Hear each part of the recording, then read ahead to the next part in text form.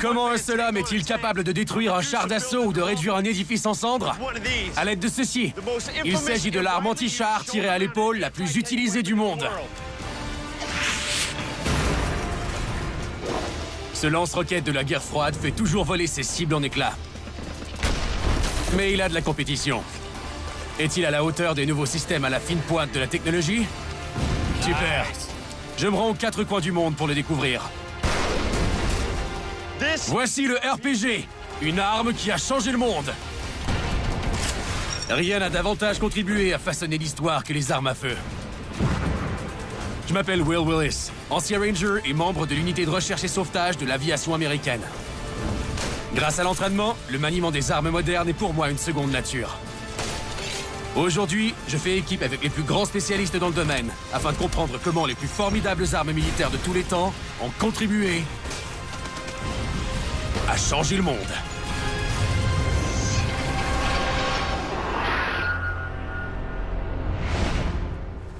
Elles sont longues, bruyantes et mortelles. Les roquettes sont des armes essentielles sur le champ de bataille. On les utilise depuis près de 1000 ans sur les champs de bataille. Mais leurs inventeurs n'auraient jamais osé rêver qu'elles pourraient un jour être transportées et utilisées par un seul soldat d'infanterie en mouvement. D'abord utilisé par les troupes soviétiques en 1949, le RPG est rapidement devenu l'AK-47 des roquettes. Il est économique, fiable, simple d'utilisation, en plus d'être d'une efficacité mortelle. Au cours des 60 dernières années, plus de 9 millions d'exemplaires ont été fabriqués. Cette arme est idéale pour les miliciens, les insurgés et les guerrieros des quatre coins du monde.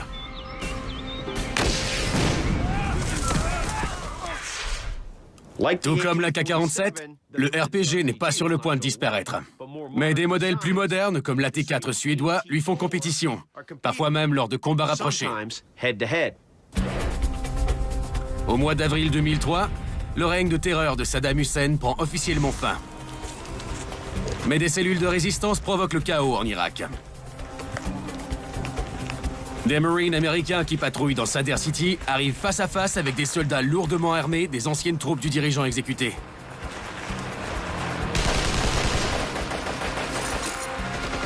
L'un d'eux sort un RPG.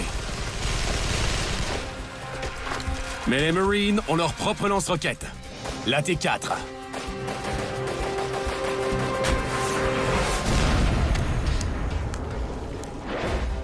L'AT-4 est l'une des armes les plus polyvalentes que l'on peut trouver sur un champ de bataille. Peu connu aux États-Unis, Saab Dynamics est l'un des plus importants fabricants d'armes du monde. L'entreprise est basée à Karlskoga, en Suède. La division des armes Bofors est issue d'une forge fondée au cours des années 1600. Un de ses propriétaires était nul autre qu'Alfred Nobel, l'inventeur de la dynamite et le créateur du prix Nobel. Il a joué un rôle important dans la transformation de ce producteur de fer et d'acier en fabricant d'armes modernes.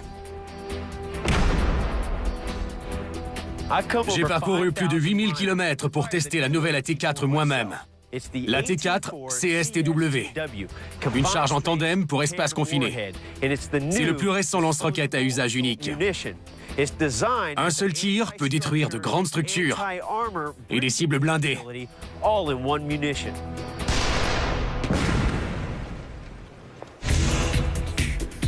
L'AT-4 a une valeur de près de 3000 $. Son tube de lancement mesure 1 mètre et pèse près de 7 kg. Comme elle ne peut être utilisée qu'une seule fois, l'AT-4 est plutôt considérée comme une munition et non comme une arme. L'innovation la plus importante pour la nouvelle AT-4 est sa capacité multi-cible. Le commandant pourra utiliser une seule arme pour neutraliser plusieurs éléments lors d'une attaque. Andreas, je reconnais l'AT-4 qu'on utilisait quand j'étais dans l'armée américaine. Ici, il y a le guidon en plastique et ici, la hausse. On voit le levier de sûreté, le mécanisme de détente, le levier d'armement et la goupille de sécurité. C'est bien ça. Quels sont les changements apportés? Cette arme a beaucoup changé. C'est particulièrement le cas de l'intérieur. Le projectile n'est plus le même. Il y a une charge avant et une charge principale. Comme son nom l'indique, c'est une charge en tandem. La charge en tandem peut réduire des bâtiments en miettes grâce à ces deux charges explosives. En mode explosion, la première charge perce un trou dans les murs. Et la deuxième explose dans le bâtiment. En mode perforation, les deux charges explosent au moment de l'impact. On va tester l'AT4 CSTW sur un mur de briques à double épaisseur. On tirera en mode perforation. En fait, je vais tirer. La plupart des lance-roquettes produisent un souffle arrière très puissant. Tous ceux qui se trouvent dans un rayon de 55 à 65 mètres à l'arrière du tube courent de grands risques. Les choix de position de tir sont donc limités. Saab Dynamics a réussi à créer un lance-roquette au souffle arrière moins puissant.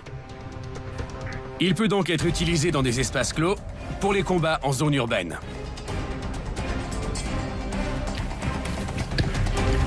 Je le verrouille, et voilà. Chargé. Je tire.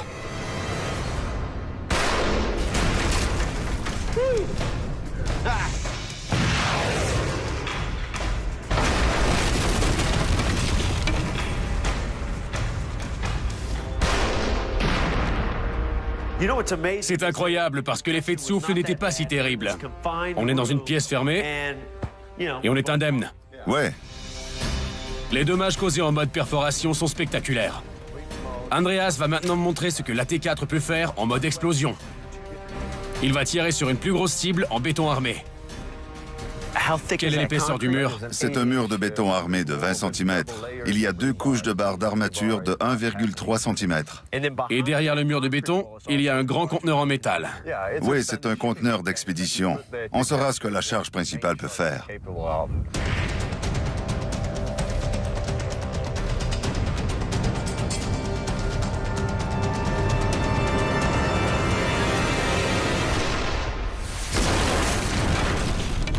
Oh mon Dieu! La roquette a touché le centre du mur de béton. Tout le conteneur a été touché par l'explosion. Et c'était un mur très solide. Un épais mur de béton armé. Mais je ne savais pas que les barres d'armature s'entrecroisaient. Il y en a des verticales et des horizontales. Ouais. Mon poing peut maintenant traverser le mur en entier.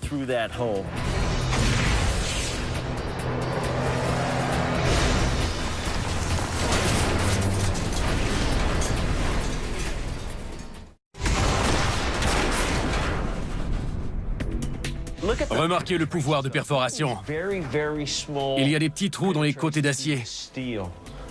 Le métal avait une vitesse suffisante pour sortir de cette structure en acier. Allons voir le mur de briques. Ouais.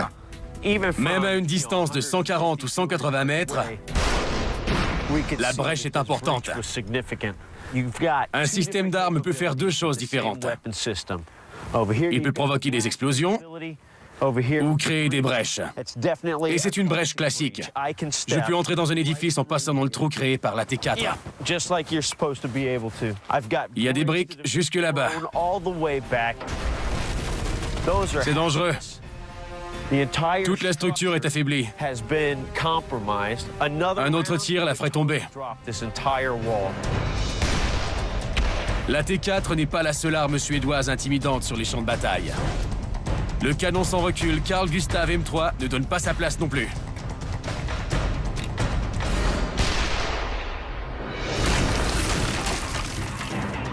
Les canons sans recul ont des canons rayés. Ils peuvent tirer des plus gros obus avec plus de précision, puisqu'il n'y a pas de recul. Le Carl Gustav est une version très perfectionnée. Jack Seymour est un ancien membre d'un régiment d'infanterie parachutiste des forces spéciales de l'armée américaine. Il est aujourd'hui spécialiste du Carl Gustav M3. Je crois que le Carl Gustav est le meilleur système d'armes du monde. Il est léger, puissant et il a une excellente portée. Il peut remplir diverses fonctions, qu'elles soient anti-personnel, anti-char ou anti-structure. Il suffit de l'utiliser avec d'autres types d'armes dans un même peloton. À l'avant, il y a des amortisseurs qui protègent le tube, un viseur de jour sous le viseur télescopique à 3% et 12 degrés d'angle de champ. Il y a aussi des boutons ajustables selon le type de munition utilisée. D'accord. La poignée pistolet est ici. On doit armer le système d'armes avec notre pouce. C'est bien ça? Oui, il est déjà armé. Il l'est déjà. Sur le terrain, vous resteriez derrière le canon. D'accord. Et le AC pousserait la poignée pistolet vers l'avant, D'accord. avant de la soulever. Il enlèverait un obus et en insérerait un autre. Oui. On ne peut rien faire de tout ça avant d'avoir armé le système d'armes. D'accord. On referme ça. On referme ça et on vérifie la zone de refoulement des gaz. On est prêt à tirer. Engagez l'objectif. C'est un canon sans recul. Qu'est-ce qui en fait un canon sans recul? Il y a un équilibre entre la poussée de l'agent propulsif et le lancement du projectile hors du tube.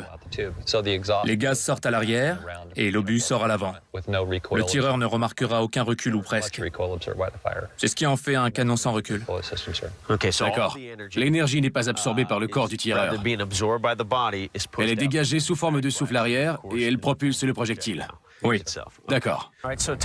Quelle est la première cible sur laquelle on va tirer avec le Carl Gustav? C'est une fausse maison, une structure fortifiée. Les murs d'une épaisseur de 20 cm sont en bois. D'accord. On doit neutraliser les cibles qui se trouvent à l'intérieur de la maison.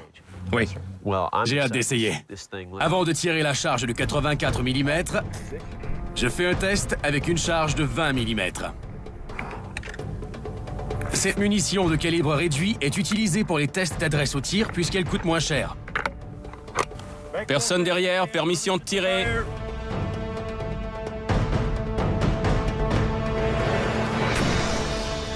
Le tireur peut voir où il tire grâce à la traînée incandescente. Je suis prêt à tirer le but de 84 mm. Une munition à double usage hautement explosive. Sa force cinétique rend la pénétration du mur extérieur possible. La charge explose 1 milliseconde plus tard, une fois à l'intérieur de la structure. Les occupants n'ont aucune chance.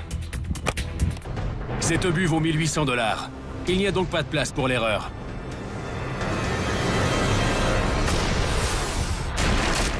Oui.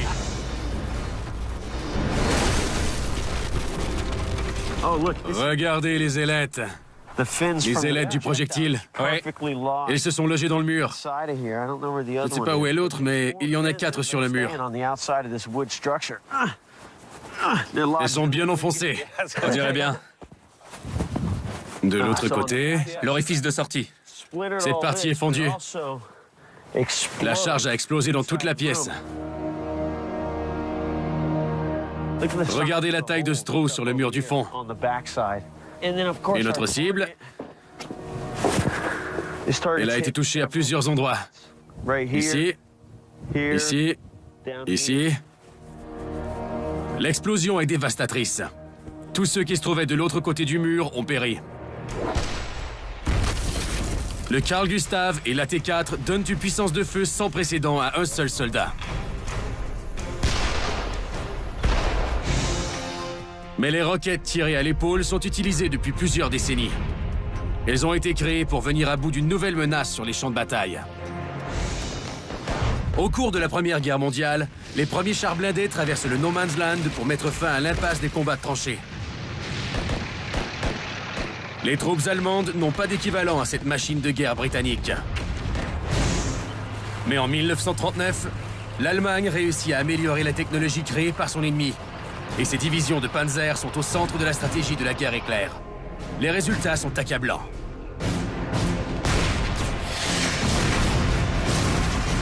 L'arrivée des chars d'assaut a lancé la course à la création d'une nouvelle arme d'infanterie assez puissante pour perforer les blindages d'acier. En 1942, les États-Unis remportent la course en créant le bazooka. Le bazooka était la première arme du genre. Et à l'époque, c'était une vraie révolution. Une roquette tirée à l'épaule, c'était presque aussi impressionnant qu'aller dans l'espace. Jeff, voici le fameux bazooka. La plupart des gens disent toujours bazooka pour toute roquette tirée à l'épaule. C'est le bazooka M1. Il a été créé par le lieutenant américain Edward Houle. On lui a demandé de faire en sorte qu'un seul homme puisse lancer une charge explosive sur des véhicules blindés. Il devait concevoir une arme pour roquettes tirée à l'épaule afin que les soldats détruisent des chars d'assaut à couvert. Aujourd'hui, on voit beaucoup de RPG et de roquettes sur les champs de bataille. Et le bazooka est leur ancêtre. C'est la toute première arme du genre.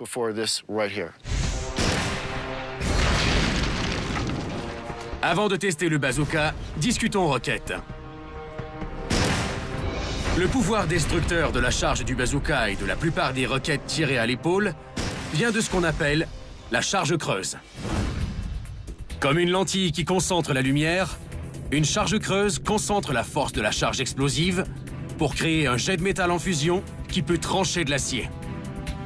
Ce phénomène est l'effet Monroe, qui doit son nom au chimiste Charles Monroe. Il est le premier à avoir remarqué la puissance des charges creuses, en 1888. Voici une petite expérience pour voir l'effet Monroe de nos propres yeux. Des spécialistes des explosifs disposent d'un court cordeau détonnant qui contient du pétrole et des explosifs détonnants sur une plaque d'acier. Ils le feront détonner à distance.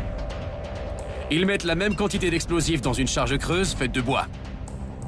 Cette charge est aussi disposée sur une plaque d'acier, à seulement quelques centimètres de la première. Détonation! Analysons les différences. Voyons voir. Regardez ça. Il y a une bonne différence. Oui, la charge était sur le dessus de la plaque. On ne voit presque rien. Une petite marque. Toute l'énergie de la charge est montée vers le haut et s'est éloignée de la plaque. Quand on dépose une charge creuse sur la plaque, l'énergie est capturée par la forme conique et renvoyée vers la plaque. C'est ce qui fait en sorte que les charges creuses perforent les blindages. Exactement. Les bazookas, les RPG et les armes du même genre ont une forme particulière qui cache une charge creuse. Bon, assez d'explications. Passons aux choses sérieuses. Montrez-moi comment charger et utiliser le bazooka. Alors c'est assez simple. C'est un tube creux à l'arrière duquel on insère une roquette. Elle est attachée ici, puis tirée grâce au mécanisme de tir électrique. C'est un circuit de mise à feu électrique? C'est ça. Pour charger la roquette, on l'insère à l'arrière. Quand l'ampoule devient rouge, le tube est prêt pour le tir de la roquette. Il y a un écran à l'avant. À quoi sert-il? Il n'y a pas que la roquette qui sort du tube. Il y a aussi du feu et de la fumée. C'est assez intense. L'écran protège le tireur contre tout ça. D'accord. Il y a un viseur rudimentaire sur le dessus. La hausse est ici et les guidons sont à l'avant. Il y en a un pour 90 mètres et un pour 180 mètres. D'accord, essayons-le. Oui. Jeff a préparé une cible pour moi. Il s'agit d'un poste de mitrailleuse situé à une distance de 140 mètres. Si je l'atteins, des indicateurs d'impact calculeront la force G de l'impact.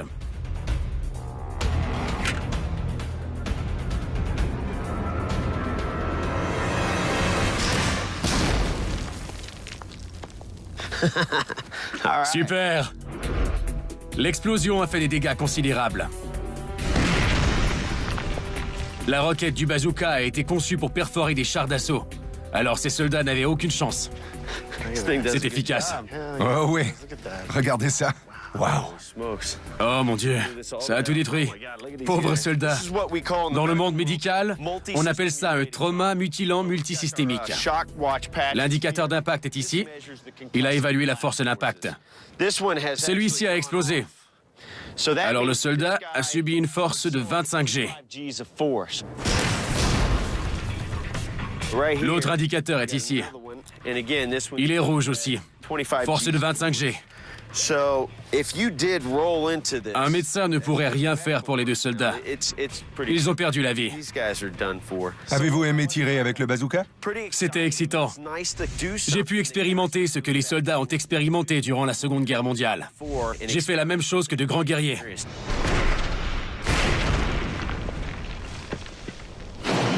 Pour riposter aux attaques du bazooka américain, l'Allemagne crée 2 armes anti-chars à charge creuse durant la Seconde Guerre mondiale. Ces dernières sont plus puissantes que leur équivalent ennemi. En Europe, elles terrorisent les troupes des forces alliées. Afin de mieux comprendre leur importance, je rencontre Mark Turner, un restaurateur d'armes allemandes. Le Panzerschreck est un plus gros bazooka ou un bazooka qui a pris des stéroïdes. Il tire des roquettes propulsées par un moteur fusée à propergol et non pas par une simple impulsion. Qu'ont fait les Allemands pour améliorer le bazooka durant la Seconde Guerre mondiale?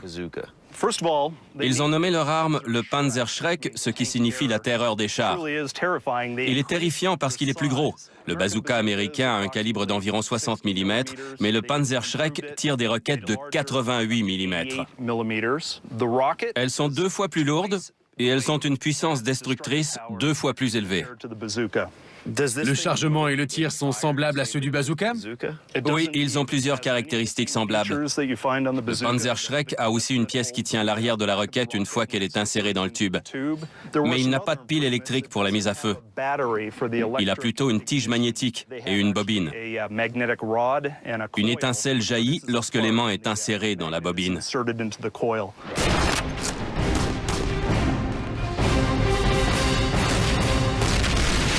Le Panzerschreck est le premier adversaire du bazooka américain. Le Panzerschreck est une arme très puissante. Je comprends pourquoi on l'appelle la terreur des chars. Qu'est-ce qu'on a ici? On dirait un RPG. C'est semblable. C'est le Panzerfaust, nom qui signifie point à char d'assaut. Il ne fonctionne pas comme un RPG parce que le projectile n'a pas de moteur fusée. La charge est plutôt allumée par percussion et propulsée, un peu comme le projectile d'un mortier. D'accord. Après avoir fait feu, on peut insérer une autre roquette dans le tube pour tirer à nouveau? En fait, c'est une arme à usage unique. Les soldats tiraient et laissaient le tube par terre pour prendre la fuite. C'était le premier lance-roquette à usage unique. Pour tirer, il faut retirer le fil de sécurité du guidon. On peut maintenant lever le guidon qui bloquait le mécanisme de détente. C'est un autre dispositif de sécurité. Quand on regarde dans le trou, on voit une petite languette. Et si on veut atteindre une cible qui se trouve à 60 mètres, on regarde dans ce trou. On appuie ensuite sur le mécanisme de détente pour enflammer la charge. D'accord. Il était bon marché et rudimentaire, mais sa fabrication était simple et les soldats le maîtrisaient rapidement. La charge creuse du Panzerfaust contient du TNT et de l'exogène. Elle a une vitesse initiale relativement lente de 30 mètres par seconde et une portée d'environ 60 mètres seulement. Mais elle peut tout de même perforer tous les chars d'assaut de la Seconde Guerre mondiale. Et elle est encore plus efficace contre des abris fortifiés, des postes de mitrailleuses et des murs de sacs de sable. Pour tester la puissance de feu du Panzerfaust, on a érigé un poste de mitrailleuse. Je monte le guidon. Je suis prêt à tirer. C'est bien à 60 mètres? Oui, 60.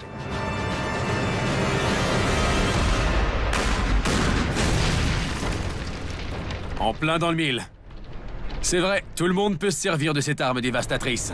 Très réussi. Un beau coup. Incroyable. Je ne m'attendais pas à une telle explosion. Le Panzerfaust a été conçu pour perforer 200 mm d'acier. Le Panzerschreck rechargeable et le Panzerfaust à usage unique sont tous deux très efficaces. Ils peuvent détruire des chars d'assaut ou des postes de mitrailleuses. Ils ont pavé la voie à un nouveau système de roquettes créé en Union soviétique peu de temps après la fin de la Seconde Guerre mondiale. Le RPG est le système de roquettes qui a connu le plus grand succès de l'histoire militaire. Certains l'associent au terrorisme alors que d'autres l'associent à la liberté. En quelques décennies, il a été utilisé par plus de 50 pays lors de dizaines de guerres. Il a sans aucun doute changé le monde. Sonny Puzikas, un ancien membre des Spetsnaz, nous explique l'importance de cette arme. Le RPG a eu autant de succès en raison de sa fiabilité dans toutes les conditions. Il est simple d'utilisation et il fait beaucoup de dommages pour une arme aussi économique. Sonny, j'ai testé les systèmes de roquettes américains et allemands utilisés durant la Seconde Guerre mondiale. Quels changements les Soviétiques ont-ils apportés? Durant la guerre, l'armée soviétique n'avait pas d'armes anti-chars portatives. Elle utilisait plutôt de grosses armes montées sur roulettes et des grenades à fusil. Elle a commencé à utiliser le RPG-2 en 1949. Tirer avec un RPG est assez simple. Oui, c'est une arme aussi simple qu'un AK-47. Le RPG-2 est constitué d'un canon d'acier d'1 mètre et pèse 3 kilos. Il est muni d'une poignée pistolet et d'une détente. Il est couvert de bois pour protéger le visage du tireur de la chaleur de l'explosion ou du métal gelé lors des combats hivernaux. Il tire une charge d'explosif brisant PG2 de 80 mm à 85 mètres par seconde. Il a une portée efficace de 140 mètres et peut s'enfoncer sur près de 18 cm dans des blindages d'acier. Les soldats bien entraînés peuvent tirer jusqu'à 6 coups à la minute. On croit souvent que les lettres RPG veulent dire Rocket Propelled Grenade, grenade propulsée par fusée. C'est vrai? Presque. C'est du russe. Rushnoi protivi otankovi granatomiet. On peut traduire ça par lance-grenade anti-char portatif. Quelle version du RPG a eu le plus de succès? C'est le RPG-7, et il demeure encore le plus populaire aujourd'hui. Le RPG-7 est utilisé par les soldats soviétiques à partir de 1961. Il a une poignée pistolet et une détente. Il pèse 7 kg et a une longueur de 85 cm. Il peut tirer des charges de calibre 40 à 105 mm. Sa portée efficace est 2 fois plus élevée que celle du RPG-2. Elle est de 275 mètres pour une cible en mouvement. La grenade est propulsée par une fusée. Elle sort du canon à un peu plus de 85 mètres par seconde. Lorsqu'elle est en vol, des ailettes se déploient pour la guider. Lorsqu'elle atteint 9 mètres, un moteur de croisière s'actionne et la propulse à plus de 275 mètres par seconde. Si la charge n'atteint pas de cible, elle détonnera automatiquement après avoir parcouru 915 mètres. Les RPG n'atteignent pas toujours leur cible. Dans leur guerre contre le terrorisme, les forces américaines sont souvent prises au piège dans des villes et des provinces tenues par l'ennemi. Les forces talibanes s'approchent pour atteindre leur cible avec leur RPG.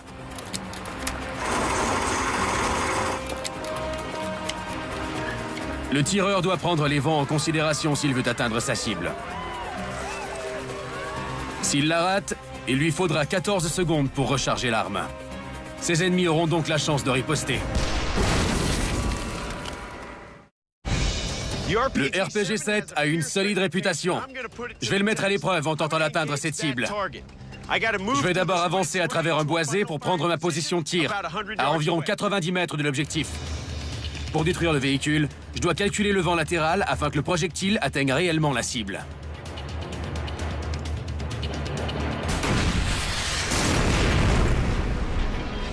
Toute une puissance de feu. Je comprends pourquoi des armées de partout dans le monde l'ont adopté. Le RPG-7 a d'abord été utilisé contre les troupes américaines lors de la guerre du Vietnam en 1967. Il pouvait venir à bout des chars d'assaut M48, des édifices en maçonnerie et des abris fortifiés. Comment l'armée américaine a-t-elle répliqué au RPG-7? Avec le LAW. LAW signifie Light Anti-Tank Weapon, ou arme anti-char légère. Le M72 LAW est un monstre à usage unique. Il tire des munitions HEAT, des charges d'explosifs brisants anti-char de 66 mm. Un seul soldat peut faire feu avant de le jeter. Les 2 tubes télescopiques distinguent l'arme des autres. Le tube extérieur contient la détente, la poignée d'armement, le guidon, la hausse et le bouchon arrière. C'est en le sortant qu'on arme le lance-roquette. En 1963, le M72 LAW remplace le bazooka et devient l'arme anti-char réglementaire des troupes d'infanterie américaines. Mais comme il ne peut être utilisé qu'une seule fois, les tireurs sont exposés aux tirs de la contre-attaque. Au cours de la campagne de la vallée de la Drang, l'armée nord-vietnamienne lance un assaut féroce en encerclant la 1re division de cavalerie. Walter Marm, le lieutenant du 2e peloton de la compagnie Bravo, avance dans les hautes herbes avec son unité. Soudainement, des tirs ennemis les forcent à s'arrêter. Les soldats ennemis sont sur une colline d'1,5 mètre située à près de 30 mètres de distance. Au péril de sa vie, le lieutenant fait feu avec son M72 LAW alors qu'il est à découvert. Il surprend l'ennemi, ce qui lui donne le temps de lancer la grenade qui détruira le poste de tir. Walter J. Marm reçoit la médaille d'honneur pour son héroïsme. Le Law est devenu célèbre durant la guerre du Vietnam. Mais en 1984, il laisse sa place à l'AT-4. Par contre, sa retraite est de courte durée. Il est utilisé de nouveau pour les combats en Afghanistan puisqu'il est simple d'utilisation, léger et relativement peu coûteux. Il ne coûte que 4 000 $. Les Marines utilisent un autre lance-roquette pour les cibles d'envergure. Je suis au centre d'entraînement au combat air-sol des Marines à 29 Palms, en Californie. Je suis avec le 3e bataillon du 3e régiment des Marines. On utilisera le SMAW, une arme d'assaut utilisée par l'armée américaine pour le tir de roquettes à l'épaule. Le SMAW, une arme d'assaut polyvalente pour le tir à l'épaule, est un lance-roquettes rechargeable et portatif. Il a été conçu pour les Marines en 1984. Le SMAW est particulièrement efficace puisqu'il est muni de fusils de réglage. Il permet au tireur de tirer sur sa cible avant de tirer la roquette. Ces balles traçantes de 9 mm ne coûtent qu'1 $ chacune. C'est un bon moyen d'atteindre les cibles du premier coup avec les roquettes. Le SMAW est une arme très utilisée par les Marines et les Alliés lors des combats en Afghanistan et en Irak. En Afghanistan, on se sert du SMAW contre les abris d'ennemis armés de mitrailleuses. C'est ce qu'on appelle les meurtrières. Ils font ce genre de trous dans leurs maisons ou leurs abris. Mais les murs ont une épaisseur de 60 cm. Alors il nous faut de bons explosifs détonants. Pour détruire les murs, on a besoin de roquettes. Le SMAW tire des roquettes conçues pour détruire des abris fortifiés, des chars d'assaut blindés et des grottes. On utilise beaucoup les HEDP, des munitions à double usage hautement explosives, et les HEA, des roquettes anti-chars à tête explosive. Elles perforent presque tous les chars modernes.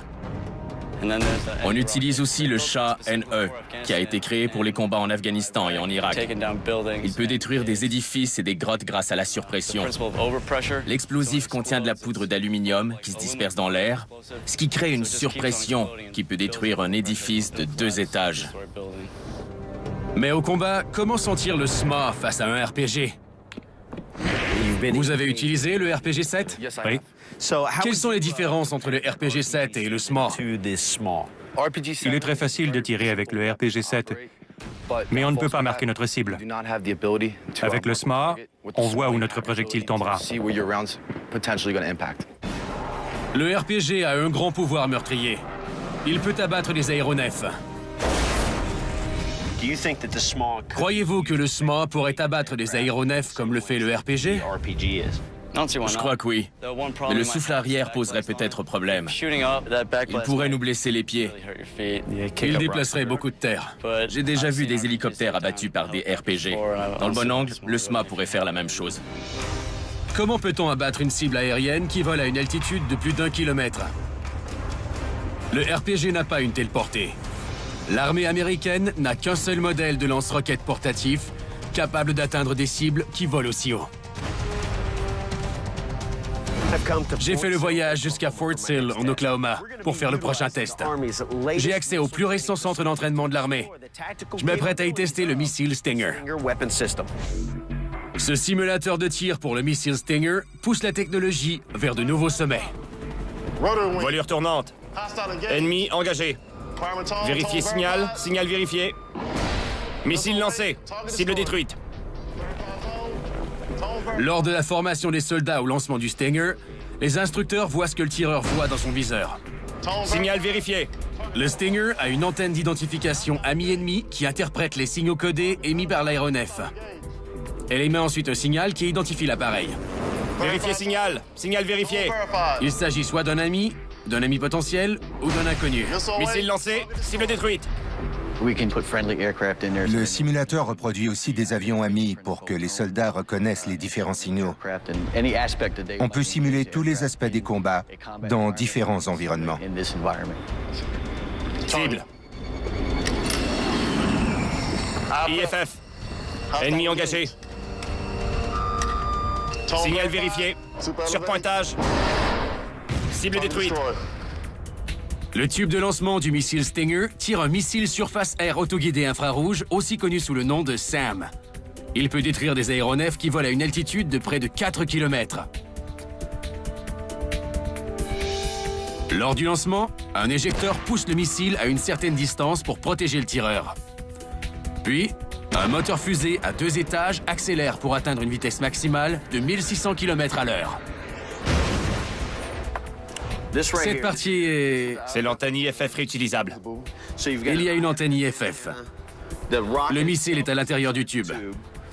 Quand j'aurai une cible, je devrais me fier au dispositif qui va vibrer sur ma joue.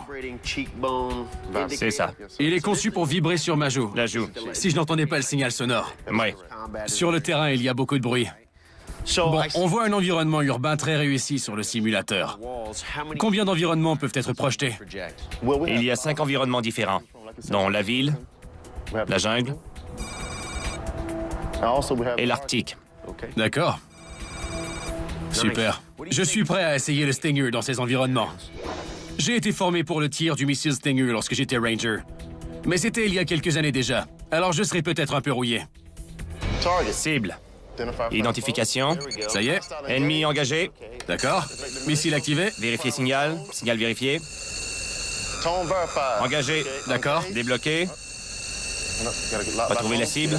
Vérifier signal. Engagé. Surpointage. Le surpointage est l'élévation du canon. On le soulève pour que l'éjecteur ne fasse pas bondir le missile sur le sol. Au centre. D'accord? Missile lancé. Oh non! On réessaie. Calculateur BCU. D'accord. Surpointage. Au centre. J'ai raté la cible de peu. Un changement d'environnement m'aidera peut-être. Ennemi engagé. Signal vérifié. Surpointage. Au centre. Suivez-le, suivez-le. Missile lancé, cible détruite. Je l'ai eu. Une autre cible. Disposer d'assez de temps pour bien maîtriser la technique de tir a un grand avantage. Un missile Stinger coûte 135 000 $. L'expérience du tir de simulateur se rapproche beaucoup de celle du tir avec la vraie arme. Les essais avec de vrais missiles coûtent très cher. Alors les soldats viennent au dôme pour tirer sur plusieurs cibles et bien maîtriser le lance-missile. Le simulateur nous fait économiser des milliers de dollars. Les soldats s'entraînent pendant 2 ou 3 jours et ils ont la chance de tirer une quarantaine de fois. C'est un excellent investissement. Missile lancé, cible détruite.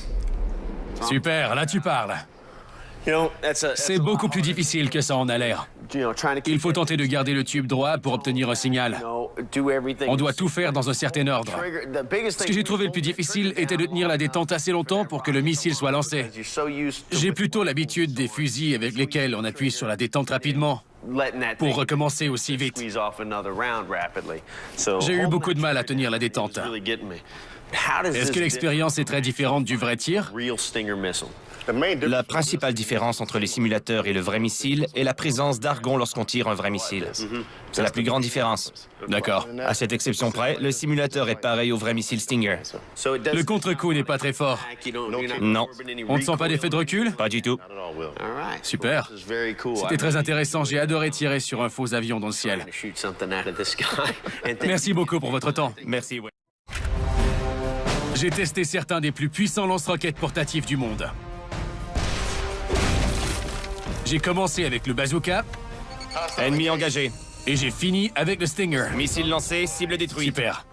Mais grâce à son prix peu élevé et à sa grande simplicité, le RPG est le lance-roquette à main le plus utilisé depuis plus de 60 ans. Étonnamment, son plus grand concurrent provient d'un pays mieux connu pour ses voitures de luxe que pour ses habiletés au combat. Au centre d'essai d'armement de Beaufort, j'ai tiré sur une cible située à 140 mètres avec une AT-4. J'ai tiré avantage de la grande portée du Carl Gustave pour perforer les murs d'une structure de bois et neutraliser tous ses occupants. Le Carl Gustave est encore plus polyvalent en raison de ses munitions. Il y a 2 entailles à l'arrière de la munition. Oui. Le canonnier va les aligner au bon endroit lorsqu'il va insérer le projectile dans le tube. Il doit voir le I pour impact. D'accord. Puis il le tourne. Quand on l'insère en plaçant les dés vers le haut, c'est pour que l'explosion se fasse après un certain délai. Exactement. Le tir à retardement a pour but d'éliminer des structures. Et le réglage impact est parfait pour la destruction de véhicules et d'édifices. Mais le Carl Gustav peut aussi tirer de puissantes munitions HE fusantes aux capacités anti-défilement. On peut le programmer pour qu'il soit projeté sur 1200 mètres ou moins, avant de déclencher son explosion au-dessus de la cible. Si je veux qu'il explose dans les airs à une distance de 500 mètres, je n'ai qu'à ajuster cette partie à 500 mètres et il se déclenchera automatiquement à la bonne distance. Le retardement de la détonation est une grande menace pour les troupes terrestres, qu'elles soient cachées derrière des obstacles ou non. Au moment de la détonation, ils bombardent tout ce qui se trouve en dessous de 800 billes de métal. Les soldats peuvent apprendre à s'en servir en quelques heures seulement. Les munitions sont très simples et la simplicité, c'est toujours mieux.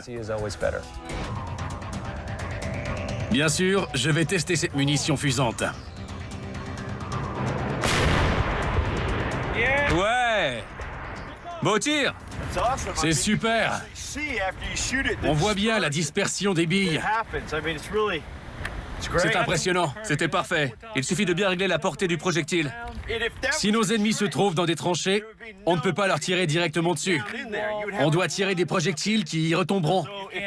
Mais ces petites billes peuvent neutraliser tout ce qui se trouve dans une tranchée. Personne n'y échappe. Non. Cette arme est idéale pour toutes les conditions de combat, incluant les contre-insurrections. C'est justement ce que je m'apprête à tester. Mon défi ? Détruire cette mini-fourgonnette dans laquelle se cache un terroriste qui prépare un attentat suicide. Mais un groupe de combattants armés me sépare de ma cible. Il est caché derrière un mur de béton armé. Jack et moi, on ne dispose que de 45 secondes pour neutraliser les hommes armés à l'aide de la munition fusante et détruire la mini-fourgonnette.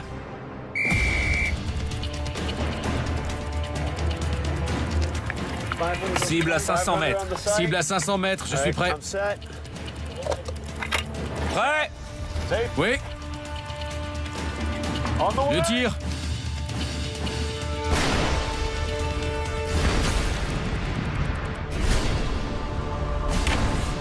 La pluie de billes métalliques neutralise les combattants armés. Il ne me reste que quelques secondes pour neutraliser la cible principale. Mini-fourgonnette à 260 mètres. 260. 260, c'est fait.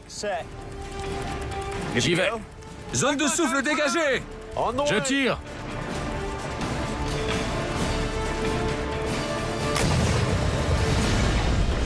Ouais! Super! Touché. Et puis... En mode impact, le projectile HE frappe la mini-fourgonnette de plein fouet. Mais je n'aurais pas pu l'atteindre si je n'avais pas neutralisé les autres cibles d'abord. Allons voir les dégâts faits par la munition fusante. Il y a plusieurs points d'impact à l'arrière de la cible. Ici, ici, ici, sur l'uniforme aussi, ici. Il y a un grand trou à l'avant, la bille a traversé la poche. Et la cible principale? Il n'a pas survécu. La force de l'explosion aurait tué tous les occupants du véhicule. Le compartiment est complètement écrasé. Tout l'avant a été poussé vers l'intérieur. Personne n'aurait survécu à ça. C'était l'objectif. Cette arme est parfaite pour toutes les cibles qui sont à une certaine distance. Ce n'est qu'une fois qu'elles ont dépassé la distance sécuritaire qu'on s'en remet aux mitrailleuses et aux autres armes du genre. Le Carl Gustav est un bon système d'armes anti-char. Oui. Il est très précis. Il a touché l'avant du véhicule, a détruit le compartiment moteur et la transmission. Le véhicule est neutralisé et les occupants ne s'en sont pas tirés non plus. J'ai visé un peu trop bas. Mais le véhicule est tout de même neutralisé. Et tous les occupants de ce véhicule sont aussi neutralisés. Des munitions aussi redoutables apportent toute la puissance de feu et la flexibilité dont un soldat peut avoir besoin.